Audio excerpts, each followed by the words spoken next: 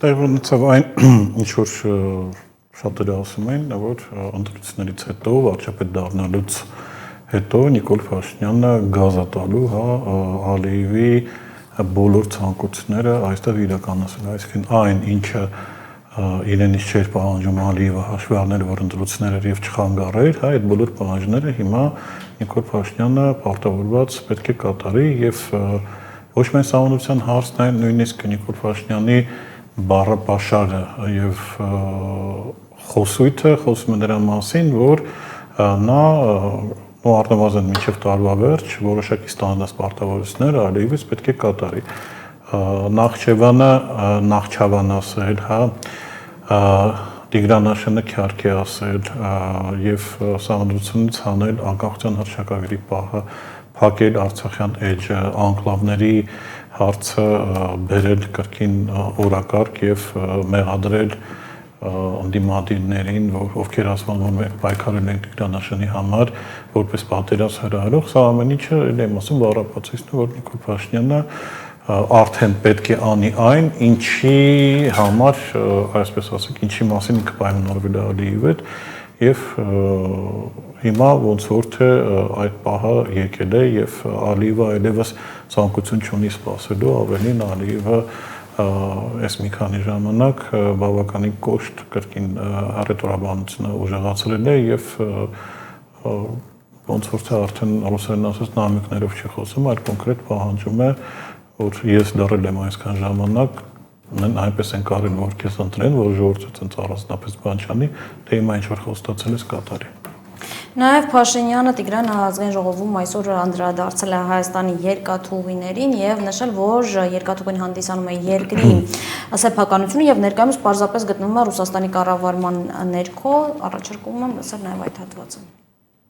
Թրիփ նախագիծը սակայն ոչ միայն Հայաստան-Ադրբեջան ուղիղ երկաթուղային կապն է բացելու, ներառյալ Հայաստանի տարածքով Ադրբեջանի արևմտյան շրջանների եւ Նախճեվանի ինքնավար հանրապետության միջև կապը, նաև Հայաստանի հյուսիսային շրջանների երկաթուղային կապը Սյունիքի մարզի հետ Նախճեվանի տարածքով, այլև Հայաստանը ինտեգրելու է միջազգային երկաթուղային ցանցին։ Ուզում եմ ընդգծել, որ նախագծի իրագործումը բացելու է նաև երկաթուղային կապը Պարսից ծոցի եւ Սև ծովի միջև։ Իրանի, Նախճեվանի, Հայաստանի եւ Վրաստանի տարածքով, որը դարակազմիկ փոփոխություն է թե Իրանի, թե Ադրբեջանի, թե Հայաստանի, թե Վրաստանի համար։ Հայաստանն այսպիսով երկաթուղային կապ է ստանալու Իրանի Իսլամական Հանրապետության հետ։ Ուշադրություն եմ հրավիրում այն փաստի վրա, որ Պարսից ծոց Սև ծով երկաթուղին Թրիփի հետ ուղիղ կապ չունի, այսինքն այդ նախագծի մաս չէ։ Նրա վերաբացումը դառնալու է տարածաշրջանային ապաշրջափակման կարևոր հարակից արդյունքներից մեկը։ Ինչ վերաբերվում է բուն Թրիփի երկաթուղային ենթակառուցվածքներին, ակնհայտ է, որ այն անցնելու է Նռնաձոր ակարակ երթուղով, Հայաստանի հարավային սահմանի երկայնքով, Արաքսի ափով խորհրդային ժամանակներում գոյություն ունեցած մեզ բոլորիս հայտնի երկաթուղու ծրագծով։ Այդ երկաթուղին Ադրբեջանի տարածքով Հայաստանը կապելու է Ռուսաստանի եւ կենտրոնական Ասիայի հետ եւ հասկանալի է, որ դրանով ահռելի բեռնափոխադրումներ են իրականացվելու հատկապես արևելքից արևմուտք։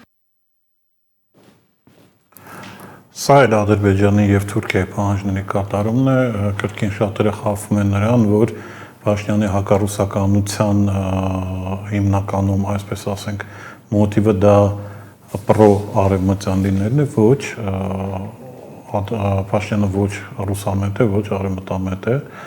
Փաշինյանը թուրքամետ է եւ այս ծրագիրը, այս Թրիփ ծրագիրը այդ մասով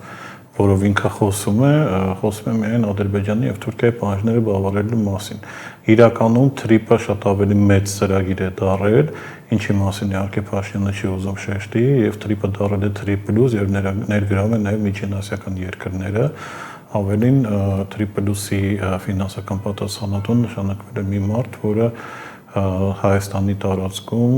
որոշակի ռուսական ակտիվներ է գնել եւ Փաշինյանը խուսափում է այդ փաստից եւ Փաշինյանի թրիպը դա այն թուրքական թրիպն է, այն Բաղդադի Ալիևի ասած բարերով Զանգեզուրի միջանցքն է, որի պարտավորությունը կրկին ինքը վերցրել եւ պետք է կատարի։ Որպեսզի ինքը դա կատարի, ուրեմն Հայաստանի տարածքում ինքը պետք է զրկի Ռուսաստանը կոնցեսիայից, ինչի պատճառով, որովհետեւ Փաշինյանը չի կարող ունենալ Հայաստանում երկաթգիծ, հա, առանձին անկախ, այսպես ասենք, սուվերեն պրոթուրքական, առանց Ռուսաստանի կոնցեսիան դադարեցնելու, որովհետև Հայաստանում բոլոր երկաթգծերը պատկանում են կոնցեսիայով, ֆակտորեն շահագործվում են Ռուսաստանի կողմից, պատկանում են Հայաստանին, բայց կոնցեսիոն պայմանավորվածությամբ օգտագործվում են Ռուսաստանի կողմից եւ այսպիսի բան իհարկե հատկապես եթե դա Ռուսաստանի շահերը չի համընկնում, իրեն խանգարում է այդ նպատակը, այդ Էրդողանի եւ Ալիևի երազանքը կատարածել, նրա համար ինքը արդեն ուլտիմատիվ Ռուսաստանին խնդրանք պահանջագրով ասում է, որ պետք է կոնցեսիոն տա այլ երկրին։ Եվ Տիգրան նաև խոսելով ՀԱՊԿ վերադառնալու թեմայի մասին, Փաշինյանը նշել է, որ առաջիկա 5 տարվա ընթացքում նման ծրագրեր դեռևս չկան եւ նույնիսկ ասել է, որ շատ գոհ կլինի, եթե կառավարությունը, կազմակերպությունը, ներողություն ինքը հենց որոշի հեռացնել Հայաստանին ՀԱՊԿ-ից, լսենք։ Տվել ենք եւ ոչ մի հարցի պատասխան չենք ստացել։ Եվ մեր նախընտրական ծրագրում հստակ գրված է, որ առաջիկա 5 տարում մենք ՀԱՊԿ վերադառնալու ոչ մի պլան չունենք։ Ես կարող եմ վստահ ասել, որ մենք ՀԱՊԿ-ում մեր աշխատանքները չենք ակտիվացնելու եւ ես գիտեմ, որ ՀԱՊԿ-ում քննարկումներ կան եւ կազմակերպությունում իդեպ կանոնադրությունը նախատեսում է նման բան, կարելի է երկրին հեռացնել կազմակերպությունից, ես շատ գոհ կլինեմ, եթե կազմակերպությունը որոշի Հայաստանի Հանրապետությանը հեռացնել հավաքական անվտանգության պայմանագրի կազմակերպությունից։ Մեզ համենայն դեպս կազատի դուրս գալ չգալու երկընտրանքից։ Մենք չենք պատրաստվում, այո, ճիշտ եք, կառավարության ծրագրում հավաքական անվտանգության պայմանագիր կազմակերպություն, արտահայտություն չկա, հիշատակում գոնե մի անգամ չկա, որովհետև հիշատակումը, ինչպես դուք նշեցիք, էլ չենք կարող ասել, այն ժամանակ գոնե գործընկերային տրամաբանության մեջ էինք, ասում ենք, դե հարցեր պետք է տանք, պատասխաններ պետք է ստանանք, լավ, այդ կարանք մի տարի տենց ասենք, կարանք 2 տարի տենց ասենք, 3, լավ, 5 չեք կարող ընդհանուր տենց ասենք։ Մենք բոլոր հարցերը տվել ենք, ոչ մի պատասխան չենք ստացել, հետևաբար ՀԱՊԿ-ի վերաբերյալ մեր հետաքրքրությունը սպառված է։ Մեծ գոհունակությամբ կընդունեն ՀԱՊԿ-ից հեռացվելու որոշումը, սակայն միաժամանակ ինքնուրույն դուրս գալու քայլեր չգործարկելով, չձեռնարկելով, այսինքն ինչ է կատարվում իրականում։ Այստեղ կողմն է դա արտահայտվում։ Չգնամ մենք միգուցե դա էլ դիտենք, թե առաջարկում եմ այո լսենք եւ հարգելի հեռուստադիտողներ Կրեմլը արձագանքել է Երևանի կողմից կազմակերպությունից հնարավոր հեռացմանը, իգիտություն ընդունելու պատրաստակամությանը, լսենք, որից հետո կշարունակենք։ Я затрудняюсь в понимании того, что значит был бы доволен, если бы его исключили, если Ереван больше не нуждается в силу своих национальных интересов в членстве в столь важной организации по обеспечению региональной безопасности, то он волен принять соответствующее решение и покинуть эту организацию. До сих пор мы слышали заявления на разных уровнях представителей армянской стороны, которые говорили о том, что да, членство заморожено, но выходить пока Армения не планирует. По крайней мере, до сих пор такие заявления мы слышали. Что касается заявки на членство в ЕС, я здесь все время рекомендую все-таки вспомнить опыт Турции, опыт целого ряда других стран, с момента подачи заявки которых уже прошли десятилетия, а ВОС и ныне там. Но здесь есть очень важный аспект, о котором говорили также наши представители, в первую очередь глава нашего государства. После подачи заявки Армения должна будет начать процесс приведения своего законодательства в самых различных областях, и торговые, и фитосанитарные, таможенные, и так далее, и тому подобное, в соответствии с европейскими нормами, с нормами Европейского Союза. Эти нормы не совпадают с теми нормами, которые приняты у нас и которые приняты на пространстве ЕАЭС. И вот здесь как раз мы столкнемся с глубокими противоречиями, которые в первую очередь будут вредить самой Армении. Դավարտեցում կա ազատազրկան ինչու մնա, հա, այսինքն Փաշինյան, եթե ուզում ես դուրս գաս հապկից, դուրս արի, ուղղակի ես ձեռից հետ բռնե, նպեսքովն էլ է ասում, այսինքն Հայաստանը 2 տարի, առնվազն 2-3 տարի անդադ խոսում է ինչ-որ հապկում սառեցրել ենք մեր գործունեությունը, հապկում համարյա չկանք, եթե պետք է հապկից դուրս կգանք եւ այլն, դուրս արի, այսինքն ի՞նչն է խանգարում, եթե դու ինչ է նշանակում սառեցրել ենք, հա, եւ որևէ այլ քայլ չի անում։ Ինչն է քեզ խանգարում Նիկոլ Փաշինյան, որ դու հապկից դուրս գաս, այսինքն ան ասել ես բն արա։ Այսինքն անընդհատ փորձել այսպես ինչ որ շանտաժի լեզվով խոսել Ռուսաստանի հետ, եթե ժամանակին ինչ որ ձևի անցնում էր, հիմա այլևս չի անցնում։ Այսինքն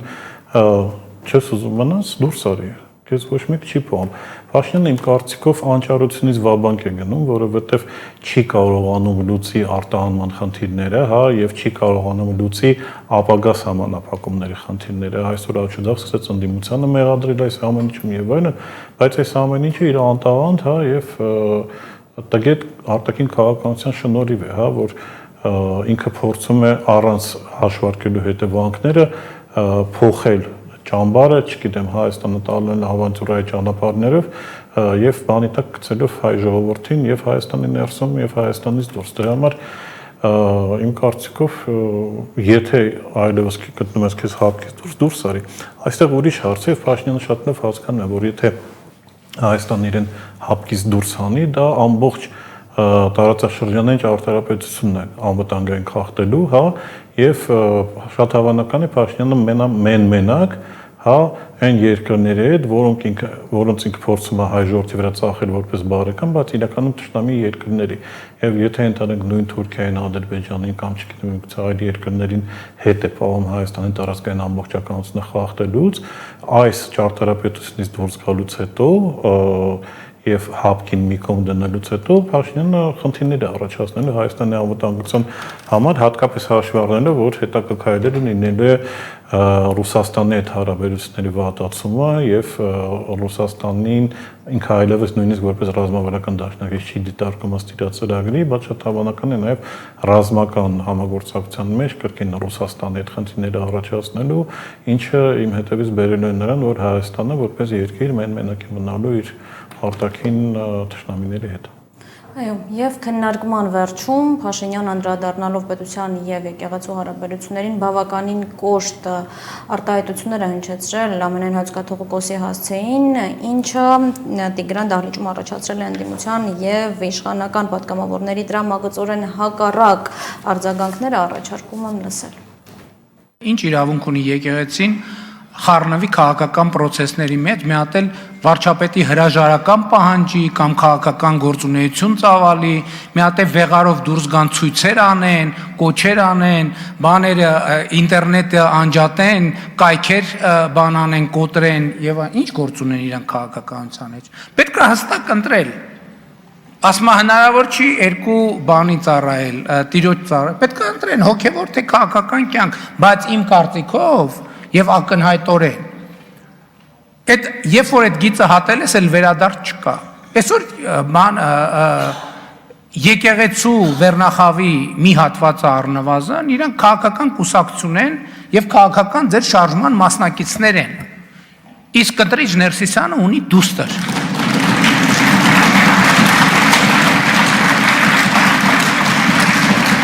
Ավարտեք։ Վերջացրեք։ Դմփոց այդ փաստը չի կարա ջնջի, հասկանում եք, Կտրիչ Ներսիսյանը աղջիկ ունի։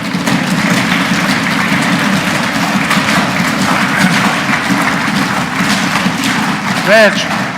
Խնդրում եմ դմփացնեն նրանք, ովքեր չգիտեն եւ չգիտեն, որ Կտրիչ Ներսիսյանը ունի աղջիկ։ Հա։ Ապացուցվեց ակնհայտը, մարդիկ ճշմարտության հետ խնդրեմ ունեն։ Պարոն Մանուկյան, լրեք մի հատ։ Լրեք մի հատ։ Կտրիչ Ներսիսյանը պետք է հանգիստ թողի վերապահարին։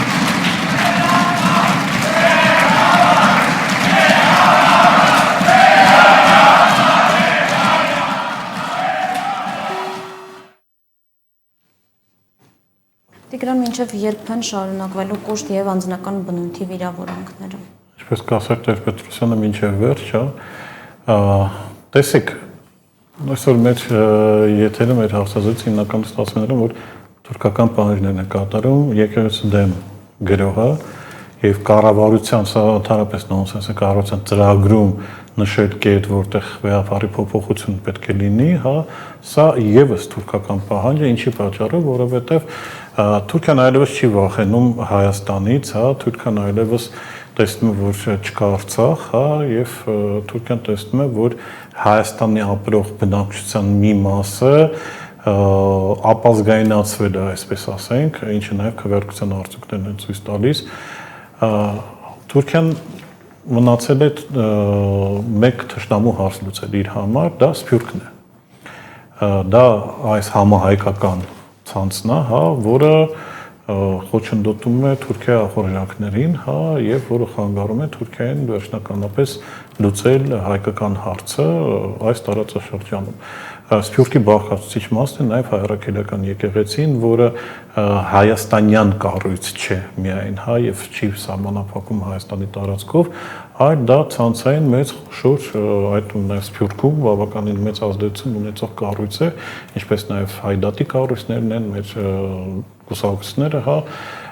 եւ իհարկե կազմալուծելով, կազմաքանդելով կամ եկեղեցու գլխին նշանակելով հերթական Ռոմանոս Պետրոսյան, Փաշինյանը այդ հարցը լուծել է, որովհետև արտաքին դիմադրությունը, որ եկեղեցին ցույց է տալիս նաև համայնքներում, Սփյուռքում, արդեն կառավարելի կլինի եւ ինքը կարող է հասնել նպատակին, ինչին ինքը հասնում է, եւ դա իհարկե Թուրքիայի պահանջ է։ Դրա համար մենք տեսնում ենք, որ զուգահեռ Փաշինյանի падգամավորները հայդատի հայկականության հարցեր են բարձրացնում, կասկածի տակ դնում, Վրաստանում, Հայաստանի տարածքները Վրաստանին են արդեն տալիս, եւ այս ամեն ինչը դեմ ասում ունի մի միտում Թուրքիայի պահանջով կազմալուծել, կազմակերպել Սփյուռք գաղափարը, Սփյուռքի տակից գծել, խփել, ջարդել, հանել այն հենասյունները, որոնցով ինքը մինչև հիմա կարողանում է այդ իր հայկականությունը պահել։